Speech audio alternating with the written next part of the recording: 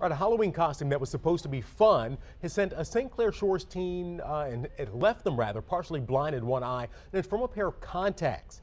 Dr. Mark Berkowitz is joining me this morning to talk about ways you can make sure that these types of things don't happen to you and to your kids. Good morning, doctor. Good morning.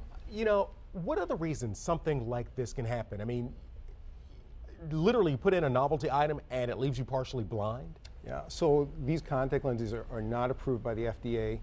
They have to be fit. You know, people will go for a try on a shoe and they think, okay, if I could try on a shoe and it fits fine, then I could do the same thing with a contact lens. This is a medical device and this can cause terrible problems for people. Now, what types of injuries to the eyes, even if it doesn't leave you partially blind, and of course we hope that doesn't happen, but it can still injure your eye? Yeah, so it can cause conjunctivitis or an infection, a cut called an abrasion. Worse yet is an ulcer, which is a small hole in the cornea, and the cornea is the clear part of the eye, and that can actually lead to a loss of vision.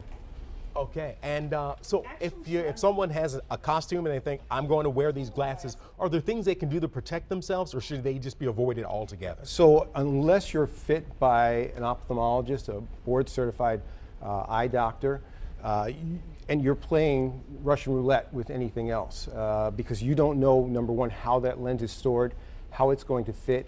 This needs to be fit properly for you. And you don't know where it's made either. You don't know what it's made of. So you're just putting anything in your eye, and it's sort of a surprise. Yeah, these contact lenses are made with a special solution around them. If this is made in a foreign country and the solution has bacteria in it, you're asking for an infection. All right, now, so folks should avoid them altogether. That's what we'd like to do. There are going to be people who, of course, don't avoid them. Are there things they can do to limit damage? Yeah, so if you're fit properly, an ophthalmologist is going to look at your eye with a slit lamp, which is like a microscope, and they're going to see that the lens allows oxygen to get to the eye so that you can wear it safely. They're going to watch it bounce on the cornea as well. The problem is if it doesn't and it sticks to the cornea, people will pull it off and they'll tear off part of that cornea, which is painful. Which is painful.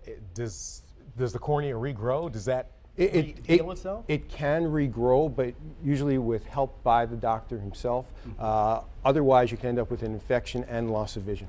And okay, so we're saying this before Halloween. Let's go to after Halloween. At what point, if someone wears these contacts and they're experiencing some trouble or some vision or something's just not right, when do they need to go to the doctor? So these infections can happen very fast. And so if the contact lens is not coming off, you tried putting in a drop or two and it's still not coming off, don't try to tear it off on your own. Either go to the emergency room or better yet, go to a board-certified ophthalmologist. And how will they get it off? So what we'll do is we can put in special lubricants. We can also use forceps around the area to peel it off safely without causing those top layers to come off.